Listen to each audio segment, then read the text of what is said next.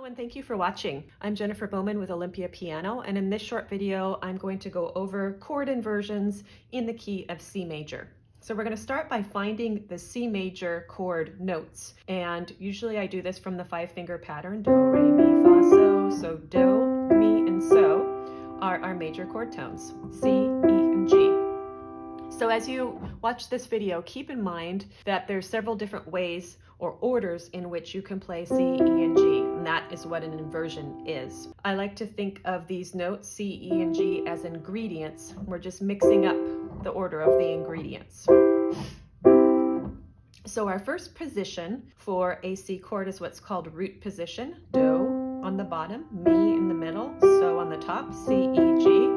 And I remember that it's called root because C is the name of the chord. So the C chord ingredients, C, E, and G, not always in that order, but the name of it is C, and that's root position.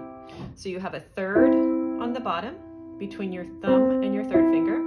You have a third on the top, fingers 3 and 5. If you look on your music, you'll see line to line, line to line, and then your outside interval is a 5th. So root position feels good. It fits the size of your hand. Now we're going to go to first inversion, and sometimes that can be noted as C/E. I'll tell you what that means in just a moment. First thing we're going to do is we're going to make our first inversion chord. So we're going to take this do and we're going to put it on top. So now mi is going to become the bottom note, so is going to become the middle note, and then do on the top. Notice we had to stretch our hand out a little bit to get the do. So C/E simply means that this is a C chord. The ingredients, C, E, and G, are in the chord. They're in a different order. And now E is the bottom note. It's the lowest note. So first inversion in this case. As far as fingering goes, now we have this little gap here between thumb and finger 2. So we're going to have the third on the bottom, played with 1 and 2, and then fourth on the top, played with fingers 2 and 5, and then the outside interval is the 6th, so it's a little bit more stretched out. Then for second inversion, we're going to do the same thing. We're going to take this mi, or this E, it's going to go to the top. Now so is going to become the bottom, do is going to become the middle, and then mi on the top, E, G, C, E. Same ingredients, just in a different order. And sometimes this chord will be notated C/G. So if you see that, you know, okay, it's a C chord, C, E, G, but G is the bottom note in the chord. So as far as fingering goes, it's going to be 1, 3, 5. We have 1, 3 playing a fourth now, so to do or G to C, and then 3 to 5 playing a third on the top, outside interval 6th, still a little stretched out with a little space here between finger 2 and 1. And as you get used to these inversions, get used to what they look like. So are all of the notes stacked on top of each other like they are in root, so line to line to line? Or is there a line to line and then a space, so it's a little bit larger on top? That's first inversion. Or is the space on the bottom? Larger interval on the bottom, fourth on the bottom, third on the top. So once you're familiar with those notes, then I like to lock in the fingering by playing a broken chord and then a block chord. So we'll start with root. So we have 1, 3, 5, C, then 1, 2, 5. That's C/E, first inversion, 1, 3, 5, C/G, second inversion, and then back to root. And then do it coming back down. 5, 3, 1, this is root. Now second inversion, 5, 3, 1.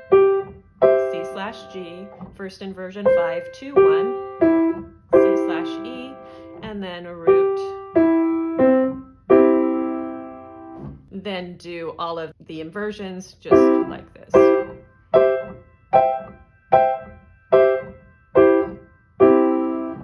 Now do the left hand, so root position, stacked up thirds.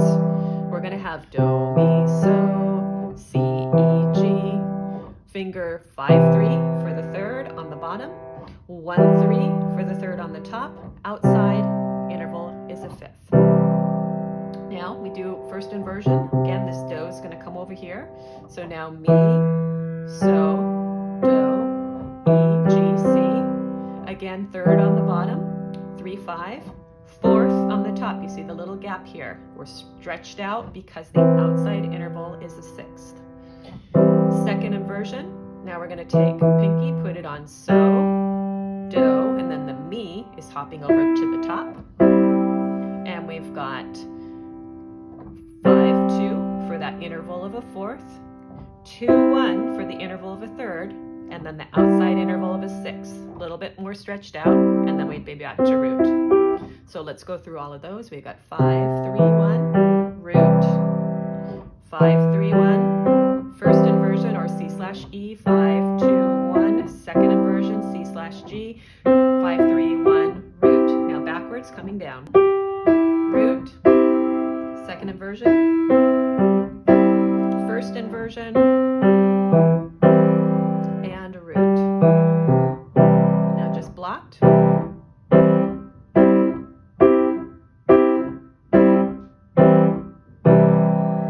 So you just want to keep track of which one has finger 2 in the middle. So root, both hands have 5-3-1. Now if we go to first inversion, left hand has that third on the bottom, right hand has the third on the bottom, so we're going to use 1, 2, 5.